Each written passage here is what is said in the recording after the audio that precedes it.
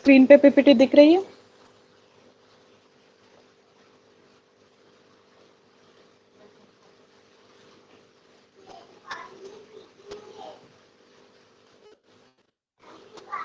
Is this PPT available? दिखती है।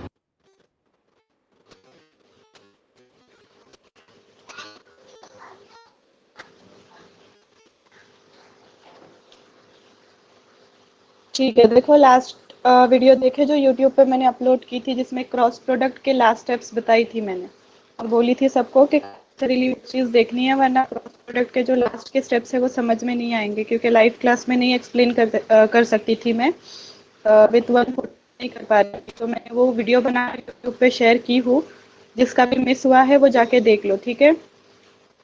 तो तुमको क्रॉस प्रोडक्ट के लास्ट के जो स्टेप्स है वो अच्छे से समझ में आएंगे। अब देखो तुम्हारा नेक्स्ट सिलेबस टॉपिक है, that is the right hand rule. अब राइट हैंड रूल तुम लोग ऑलरेडी पढ़ चुके हो तुम्हारे फिजिक्स में भी और मैथमेटिक्स में भी, कि राइट हैंड रूल क्या होता है। तो नॉर्मल वे में अगर राइट हैंड रूल को मैं बोलूँ तो देखो, the right hand rule is an aid, या मैंने दो सिंपल वे में अगर मैं कहूँ तो वो कैलकुलेट करता है ओरिएंटेशन ऑफ क्रॉस प्रोडक्ट। देखो यहाँ पे उन लोगों ने अलग ही लैंग्वेज यूज की, an aid memory working on the orientation of the cross product vector. तो अगर तुम लोगों को क्रॉस प्रोडक्ट वेक्टर का ऑपरेशन कैलकुलेट करना है तो उसके लिए राइट हैंड रूल का यूज होता है। उसके बाद देखो, given operation right hand thumb is aligned with R. अब देखो अगर दो वेक्टर्स के ऊपर ऑपरेशन परफॉर्म हो रहा है, that is R into S. तो देखो क्या क्रॉस प्रोडक्ट यहाँ पे है R into S, right hand जो थंब रहेगा, राइट हैंड जो थंब वो अलाइन रहेगा with vector R, first finger रहेगी वो अलाइन रहेगी with S, the middle finger points in the direction of T, और जो मिडल फिंगर रहेगी रहेगा तुम्हारे दैट इज तुम्हारा जो वेक्टर का प्रोडक्ट रहेगा, R into S is equals to T. जो टी का डायरेक्शन रहेगा तुम्हारी पॉइंट करेगी। However, we must remember that this only holds in 3D and above 8. तो ये सिर्फ 3D में वर्क करता है। Why? यहाँ पे तीन हमारा vector and then T vector, इसके लिए तुम्हारा एक्स एक्सेस, वाई एक्सेस और राइट, और ये सिर्फ 3D में वर्क करता है, 4D में यहाँ पे इसका कोई नहीं बनता। तो फिर से देख लो रूल क्या है। अगर तुम लोग एस का या प्रोडक्ट वेक्टर्स का, that is cross S is equal रहेगा, ऑब्वियसली टी रहेगा। तो तुम लोग राइट हैंड का जो रहेगा वो आर के साथ, ठीक, फर्स्ट फिंगर तुम्हारी अलाइन रहेगी एस के साथ, और जो मिडल फिंगर वो कहाँ पे पॉइंट करेगी, टी के डायरेक्शन पे, ठीक है। This called right hand rule, जो कि क्यों यूज करते हैं हम लोग, जो भी क्रॉस प्रोडक्ट हम लोग निकालते हैं, जैसे आर इंटू एस का क्रॉस प्रोडक्ट निकल रहा है, तो जो भी क्रॉस प्रोडक्ट निकलेगा उसका ओरिएंटेशन कैलकुलेट करने के लिए राइट हैंड रूल का यूज किया जाता है, ठीक है। क्लियर? Is it clear?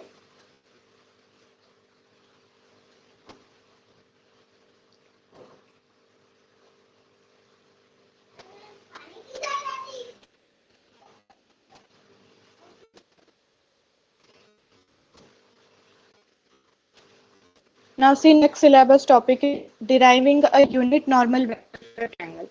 अब एक यूनिट नॉर्मल वेक्टर किस तरह से डिराइव की जाती है ट्रायंगल के लिए, आया एग्जाम्पल समझाया गया है। तो देखो किस तरह से, figure shows a triangle with vertices defined in anti-clockwise sequence. अब देखो यहाँ पे एक ट्रायंगल कौन सा बन रहा है,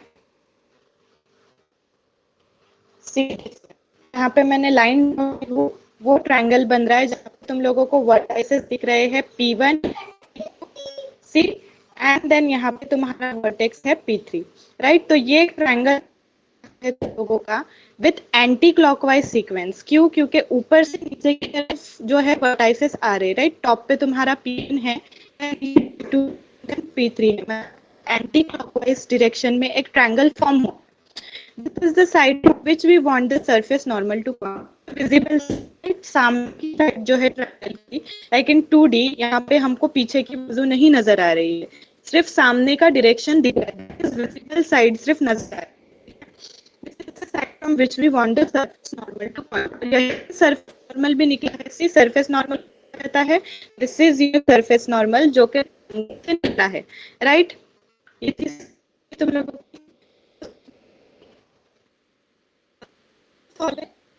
we will compute the normal use the cross product and then convert it into a normal vector. तो अब यहाँ पे हम लोग डिराइव करना है, नॉर्मल वेक्टर डिराइव करना है। तो क्या हुआ है,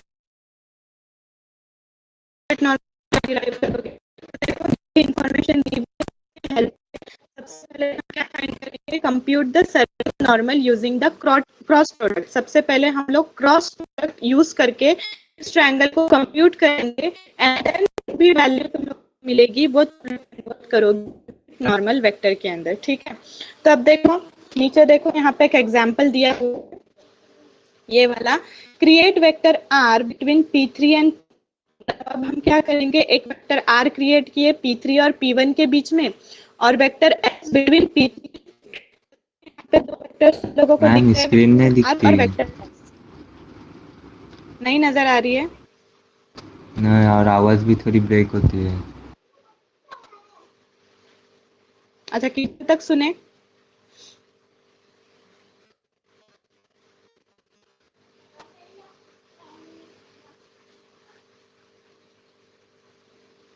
वेट,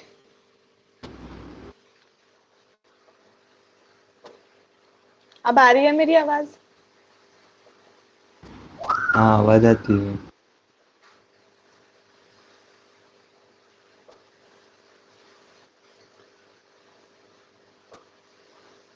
देखो अब दिख रही है स्क्रीन? हाँ दिखिए अभी। ठीक है, कहाँ तक सुने थे शौकत?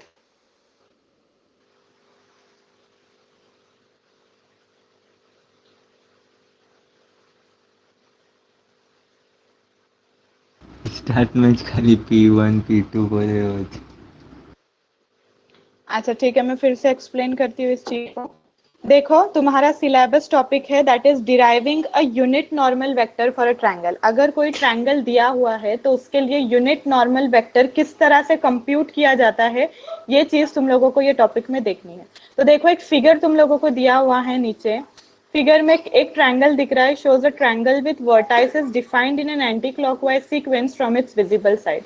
देखो यहाँ पे एक ट्रायंगल फॉर्म हो रहा है विच इज दिस ट्रायंगल, जहाँ पे जो वर्टाइसेस है वो एंटी क्लॉकवाइज डायरेक्शन में दिए हुए, जैसे कि P1 then P2 and this is P3, right. तो एंटी क्लॉकवाइज डायरेक्शन में उसके वर्टाइसेस फॉर्म हो रहे हैं और हमें ट्रायंगल का सिर्फ विजिबल साइड दिख रहा है, हमें पीछे की साइड से लेना देना भी नहीं है और हमें वो नजर भी नहीं आ रही। तो हमें सिर्फ ट्रायंगल का सामने का portion that is visible side नजर आ रही है और एक ट्रायंगल जो कि एंटी क्लॉकवाइज डायरेक्शन में फॉर्म हुआ है, ठीक है। This is the side from which we want the surface normal to point. अब यही साइड से हमको क्या कंप्यूट करना है, उसका सरफेस नॉर्मल कंप्यूट करना है या फिर उसका सरफेस नॉर्मल फॉर्म होगा। तो सरफेस नॉर्मल वेक्टर कौन सा है, ये वेक्टर टी, जो कि तुम्हारे P3 से उसका बेस जुड़ा हुआ है, राइट। तो एक सरफेस नॉर्मल वेक्टर जो कि टी यहाँ पे नजर आ रहा है वो निकला है तुम्हारे ट्रायंगल में से, दैट इज उसका जो टेल है वो P3 को टच हो रहा है, ठीक है। तो this is surface normal vector. Using the following information we will compute the surface normal using the cross product and then convert it into the unit normal vector. अब हमें पता होता है कि जब भी हम लोग दो वेक्टर का क्रॉस प्रोडक्ट निकालते हैं तो एज एन आउटपुट हमें क्या मिलता है, तुम्हारा वेक्टर टी मिलता है।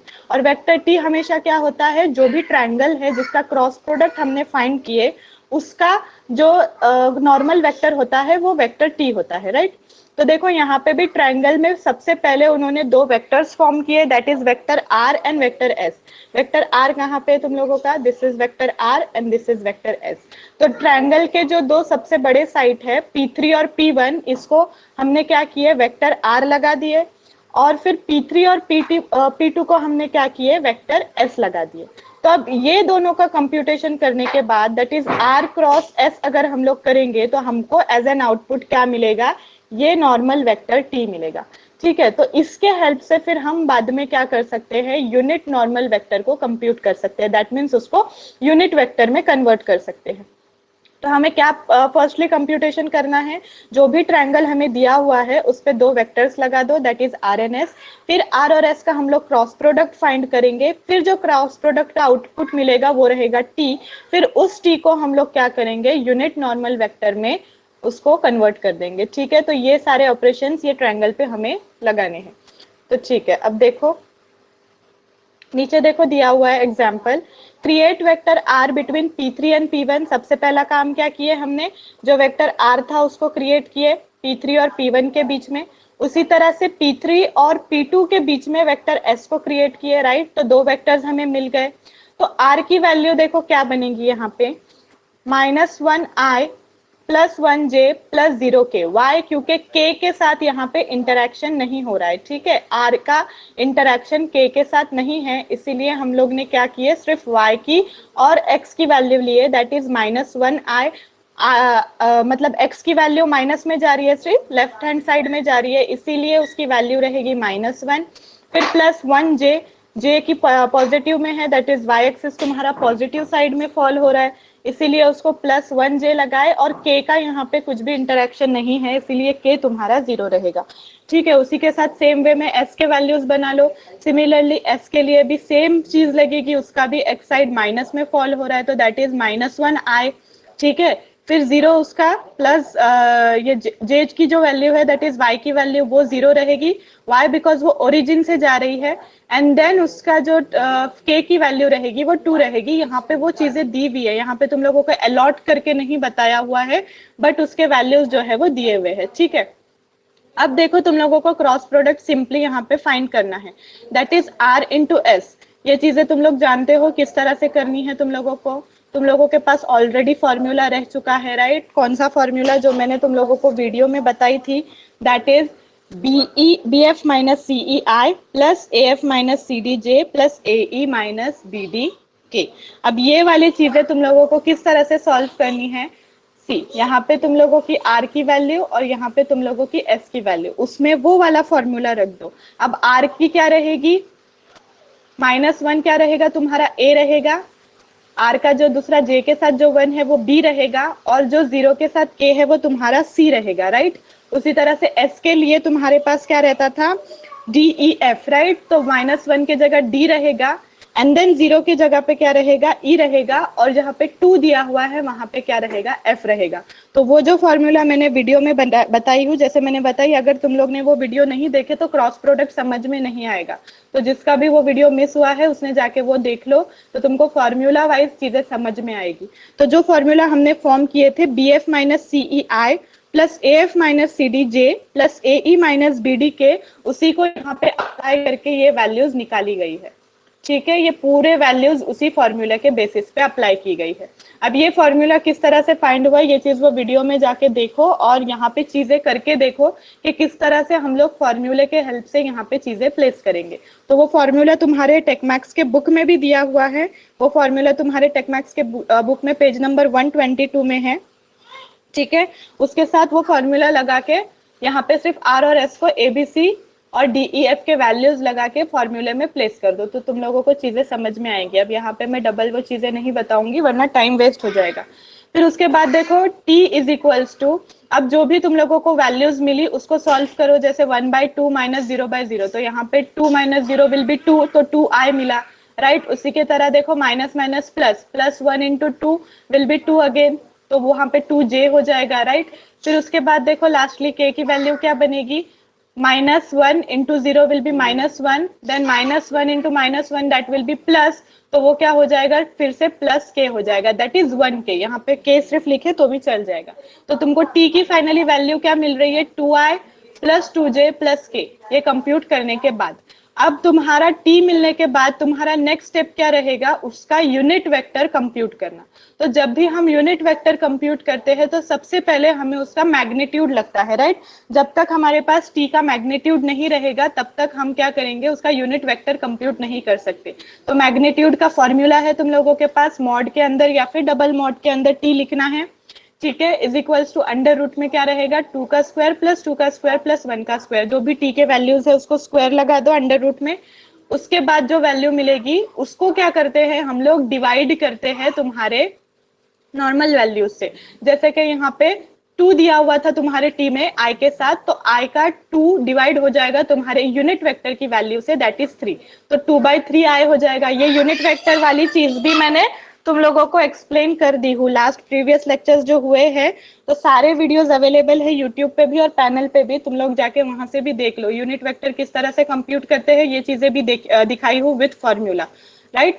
तो सिंपल सी चीज है, जो तुम्हारे पास कंपोनेंट्स दिए हुए हैं टी के, उसको डिवाइड करना है तुम्हारे मैग्नीट्यूड के साथ, ठीक है। तो 2/3 आई हो जाएगा, अगेन 2/3 जे हो जाएगा, प्लस 1/3 के हो जाएगा। तो this is your unit vector T which is derived from a triangle which is given. See above जो ट्रायंगल दिया हुआ था उसी ट्रायंगल के वैल्यूज से हमने क्या किए, टी का यूनिट वेक्टर डिराइव किए। तो सबसे पहला स्टेप क्या था, जो भी ट्रायंगल है उसको एक वेक्टर आर और एक वेक्टर एस लगा दो, ठीक है। फिर वो दोनों के बीच में क्रॉस प्रोडक्ट परफॉर्म करो, that is R into S. R into S का क्रॉस प्रोडक्ट कैसे परफॉर्म हुआ वो मैंने बताई हूँ, वीडियो जाके देख लेना, उसमें फॉर्मूला लगेगा और फॉर्मूला वाइज तुम लोग वैल्यूज प्लेस करोगे। फिर जो वैल्यू तुम लोगों को एंड में मिलेगी वो टी की वैल्यू रहेगी। देन नेक्स्ट स्टेप में तुमको टी का मैग्नीट्यूड फाइंड करना है, वाई, बिकॉज टी को हमको यूनिट वेक्टर में कन्वर्ट करना है, ठीक है। तो फिर मैग्नीट्यूड फाइंड करके सिंपली टी के कंपोनेंट्स को मैग्नीट्यूड से डिवाइड कर देना है यूनिट वेक्टर फाइंड करने के लिए। तो in this form you can derive a unit normal vector for a triangle. The unit vector TU can now be used for illumination calculations in computer graphics as it has unit length. Dot product calculations are simplified. तो देखो अब जो derived TU या फिर unit vector तुम्हें मिला है उसको तुम लोग कंप्यूटर ग्राफिक्स में इल्यूमिनेशन कैलकुलेशंस के लिए यूज कर सकते हो। जो लाइट इंटेंसिटी जैसे मैंने बताई, लाइट का इल्यूमिनेशन फॉर्म होता है, तो लाइटनिंग कैलकुलेशंस में मोस्टली ये चीजें यूज होती है तुम्हारी। तो ये कैलकुलेशंस कंप्यूटर ग्राफिक्स में इजीली तुम लोग कर सकते हो with the help of your unit vector T U, ठीक है। तो ये सारी चीजें तुम लोग कर सकते हो विथ वेक्टर्स। अगर एक ट्रायंगल दिया हुआ है तुमको तो उसका सिंपली क्रॉस प्रोडक्ट परफॉर्म करके उसको कन्वर्ट कर सकते हो तुम लोग यूनिट वेक्टर में। Is it clear? यहाँ तक क्लियर है चीजें? ये समझ में आया?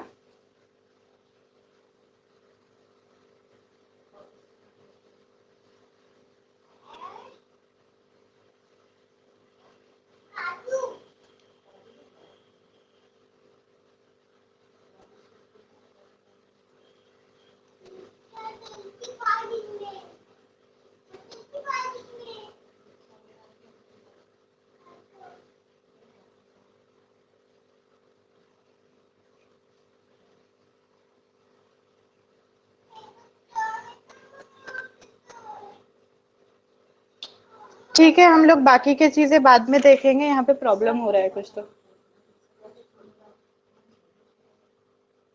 नेक्स्ट लेक्चर है तुम लोगों का।